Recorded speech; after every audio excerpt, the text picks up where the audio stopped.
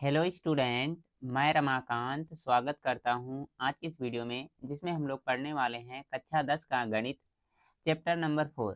प्यारे बच्चों, इससे पहले तीसरा चैप्टर कंप्लीट करवा दिया गया है। अगर जो आप लोग वो वीडियो नहीं देखे हैं और देखना चाहते हैं तो उसका लिंक आपको वीडियो के डिस्क्रिप्शन बॉक्स में मिलेगा, वहां से जा करके देख सकते हैं। आज की इस क्लास में हम लोग प्रश्नावली 4.1 से पहले जो उदाहरण नंबर 1 और 2 दिया गया है इसको एकदम अच्छे तरीके से सॉल्व करने वाले हैं। और आप लोग के प्रश्नावली के सारे क्वेश्चन सॉल्व करवा दिए गए हैं, तो उसको भी जा करके देख सकते हैं। आपको मालूम होना चाहिए आपकी डेली क्लासेस 6 बजे चलती हैं, तो 6 बजे आप लोग ज्वाइन होकर के एकदम अच्छे तरीके से इस क्लास को अटेंड करते रहेंगे। इसके अलावा शाम में भी आप लोग की 6 बजे क्लास चलती है। सुग्रीम सर आपको एसएसटी पढ़ा रहे हैं, तो उसको भी आप लोग एकदम अच्छे तरीके से कवर करते रहेंगे। तो चलिए आज की इस क्लास को कंटिन्यू करते हैं और समझते हैं क्वेश्चन को किस तरह से हमें क्वेश्चन सॉल्व करना है। देखिए, क्वेश्चन हम लोग का यहाँ से स्टार्ट हो रहा है। आप लोग एक बार क्वेश्चन मन करे तो पढ़ लीजिए, नहीं तो मैं पढ़ करके समझा रहा हूँ क्वेश्चन है क्या और कैसे इसको सॉल्व करना है। कह रहा निम्न स्थितियों को गणितीय रूप में व्यक्त कीजिए, मतलब इनका क्या करना, समीकरण लिखना है जिस तरह से प्रश्नावली में क्वेश्चन था। अब इसमें कंडीशन दिया गया, पहला यहाँ से स्टार्ट हो रहा है हम लोग का। इसमें कह रहा है जान और जीवंती के पास कुल मिलाकर 45 कंचे हैं। दोनों ने 5-5 कंचे खो देते हैं। अब उनके पास कंचों की संख्या का गुणनफल 124 है। हम जानना चाहेंगे कि आरंभ में उनके पास कितने कितने कंचे थे। तो क्या करिए, क्वेश्चन में मान लीजिए और सॉल्व करना स्टार्ट करिए। ठीक है, हम लोग यहाँ से स्टार्ट करेंगे। सबसे पहले मान लेंगे, लिखेंगे माना जान के पास कंचों की संख्या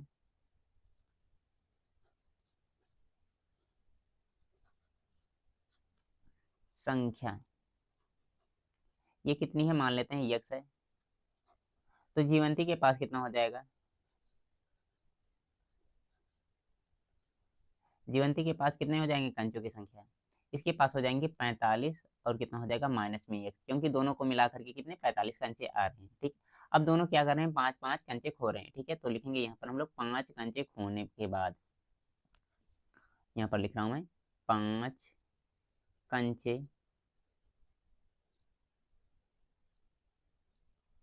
खोने के बाद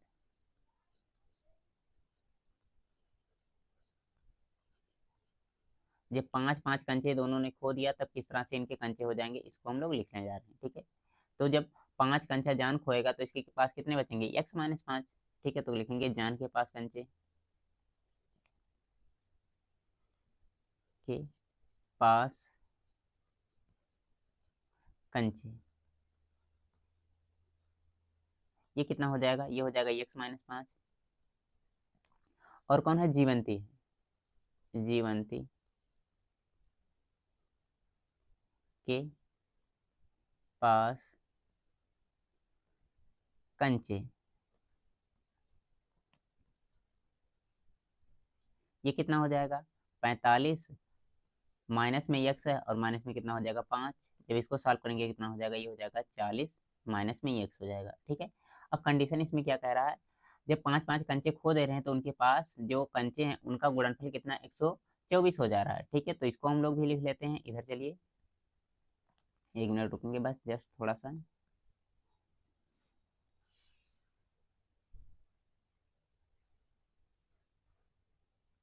लिख लो, चूंकि दोनों का गुणनफल 124 है, चूंकि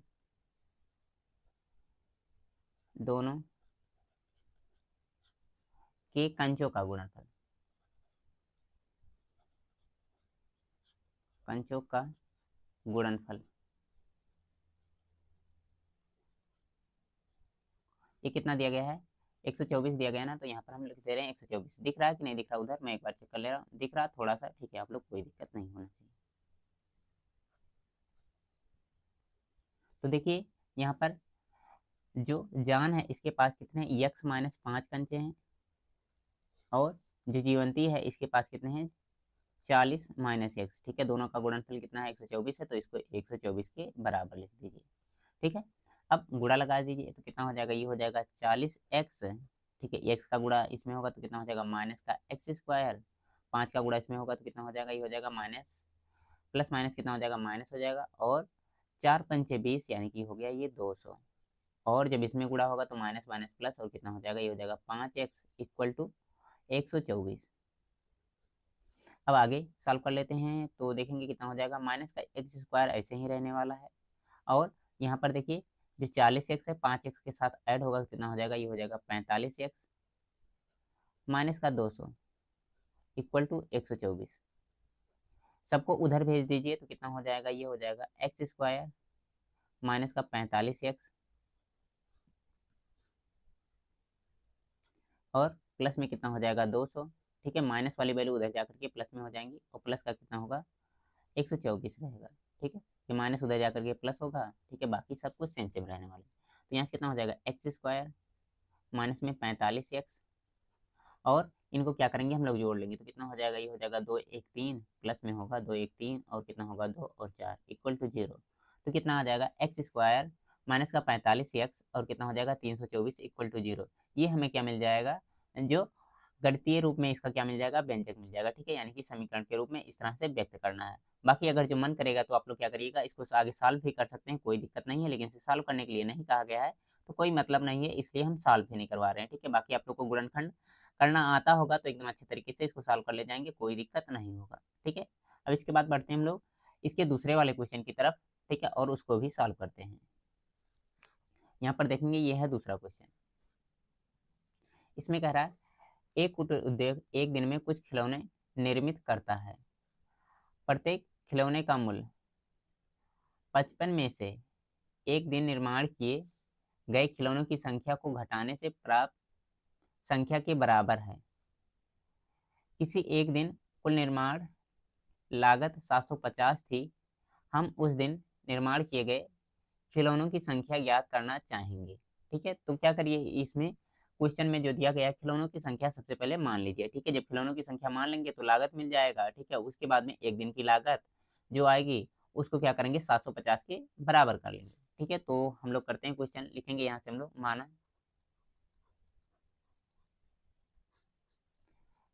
एक दिन निर्माण किए गए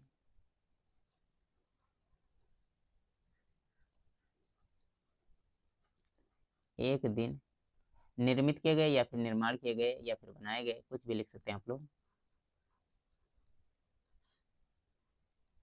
निर्मित किए गए खिलौनों की संख्या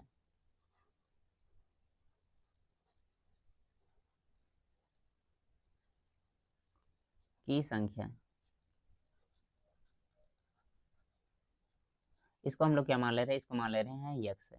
ठीक है, और इसके बाद में एक खिलौने का लागत कितना आ जाएगा, कह रहा है एक दिन निर्माण, मतलब उसको बताया जा रहा है कि जो संख्या है, ठीक है, उसमें से क्या कर रहे हैं 55 घटा दे रहे हैं तो हमें क्या एक खिलौने का मूल्य मिल जा रहा है। ठीक है, तो लिखेंगे एक खिलौने का मूल्य,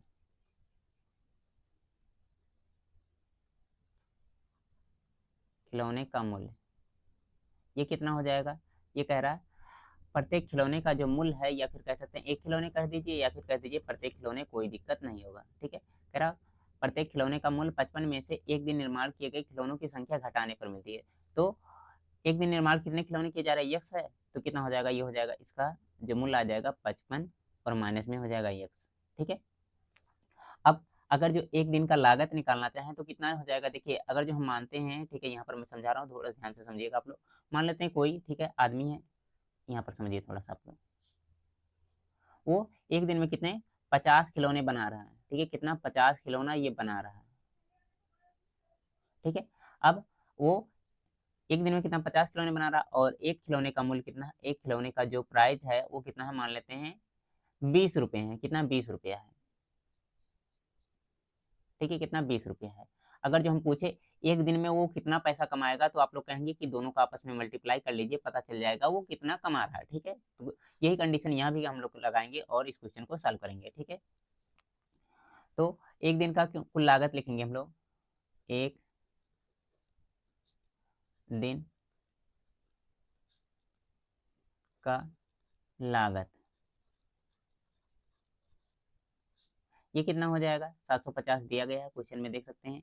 एक दिन का निर्माण कुल लागत कितना है 750 है, तो कितना एक दिन का लागत कितना हो जाएगा 750 के बराबर कर देंगे।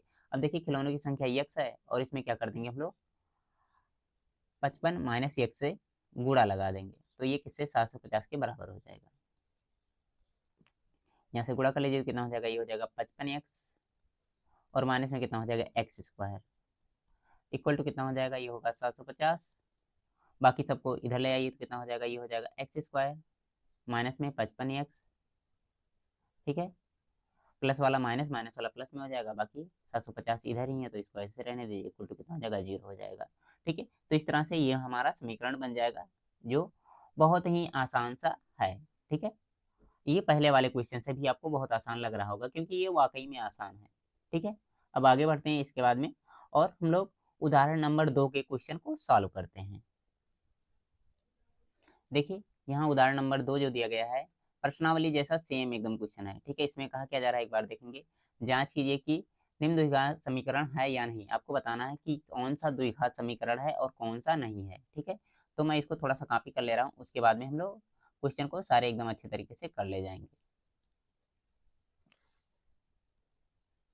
हाँ ठीक है, चलिए। तो इसमें हम लोग सबसे पहले वाले क्वेश्चन को सबसे पहले सॉल्व कर रहे हैं, ठीक है। इसमें दिया कितना गया है, दिया गया है x-2 का होल स्क्वायर प्लस का 1 इक्वल टू कितना दिया गया है 2x-3। सॉल्व करके चेक करके बताइए तो कितना हो जाएगा, एक्स स्क्वायर प्लस में कितना हो जाएगा ए स्क्वायर प्लस बी स्क्वायर और माइनस का कितना हो जाएगा 2ab प्लस का 1 और इन सबको इधर ले आइए तो कितना हो जाएगा, ये हो जाएगा माइनस का 2x और कितना हो जाएगा प्लस का 3 इक्वल टू 0, ठीक है ना। अब इसमें क्या कर सकते हैं, एक्स स्क्वायर कहीं नहीं दिख रहा तो एक्स स्क्वायर को ऐसे रहने दीजिए। यहाँ पर देखिए एक्स वाली यहाँ पर लिखा गया माइनस का 4 और कितना है माइनस का 2, कितना हो जाएगा माइनस का 6x हो जाएगा, ठीक है। अब यहाँ पर देखिए 4 1 और 3 तो 4 3 7 1 कितना हो जाएगा, ये हो जाएगा 8 इक्वल टू 0, ठीक है। तो देखेंगे ये हमारा क्या है, A X plus B, A X square plus B X और क्या है प्लस सी इक्वल टू 0 के रूप का दिख रहा है, के रूप का है, इसलिए क्या हो जाएगा, इसलिए द्विघात समीकरण है। क्या है, द्विघात समीकरण।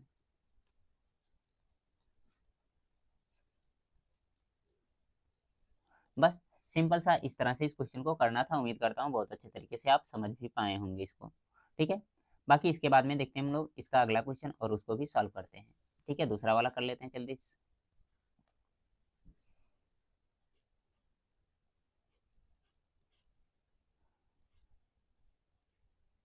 एक मिनट रुकेंगे, देखेंगे इसको। सबसे पहले क्या करेंगे, इसमें हम लोग इसका गुणा लगाएंगे तो कितना हो जाएगा, ये हो जाएगा एक्स स्क्वायर और जब गुणा इसमें इसका होगा तो कितना हो जाएगा,